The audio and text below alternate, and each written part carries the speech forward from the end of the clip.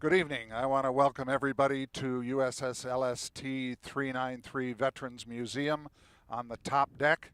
This is Movies on Deck, and tonight we're showing one of the most historic films ever made. It is Edward S. Curtis's 1914 In the Land of the Headhunters. We're doing this in conjunction with the Muskegon Museum of Art, and I'm thrilled to have with us Kathy Mott, who is with the Museum of Art, and she can tell us a little something about that film. Yes, we're really excited. This film is in conjunction with an exhibition that we're showing right now. We are showcasing all 723 photogravures from Edward S. Curtis's The North American Indian. It was subscription-based, and Muskegon was lucky enough in 1908 that Lulu Miller, the librarian at Hackley Public Library, signed up for the 70th edition. So it's something that's been in our community for a long time, but never been on view in this way. It's taking up 5 of our 6 galleries, and when we decided to do it, we knew it was a project that we didn't want to do alone and that we really wanted to involve our community, so we started to reach out to various organizations to see what they would like to do with us. And the LST agreed to take on board, literally, the Movies on Deck, this film, In the Land of the Headhunters, which is a 1914 full-length feature film that was it was unheard of. It was the first of its kind. It was 8 years before Nanook of the North, which a lot of people might recognize.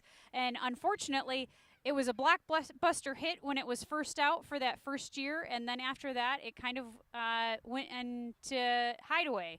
And it wasn't touched, and it was a financial failure first for him. He was not the best accountant, and then ends up not doing so well. So it gets put here and there, and was saved in a dumpster at one point, I guess, in Chicago, and then ends up in the Field Museum in Chicago, and was rediscovered in the 70s. And they edited it and reissued it out in a little bit different format. And then in 2006, it was taken upon 2 scholars to redo, kind of reformat and put back together. So this is that new digital version from 2006 of his, but it is the original 1914 film. The history of the film is not unlike the history of LST 393, which served valiantly in World War II in 3 invasions, Sicily, Italy, and it was at Omaha Beach on D-Day. Served throughout the war, then was sold as Navy surplus, served valiantly for 25 years as a cross-lake freighter in Lake Michigan, and then as the lake freighter business faded, she sat on the shoreline rusting and became sort of forgotten.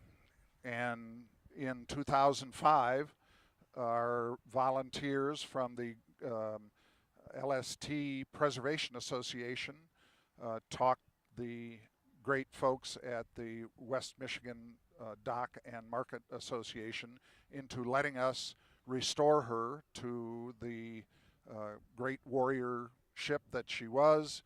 And 13 years later, we have a wonderful museum that you can come and visit 7 days a week.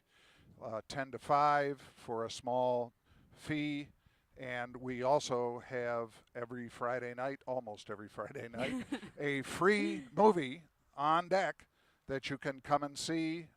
In the Land of the Headhunters is the movie tonight, but we have terrific movies coming up all through the summer. Come to our website at lst393.org, and you'll see a list of those movies.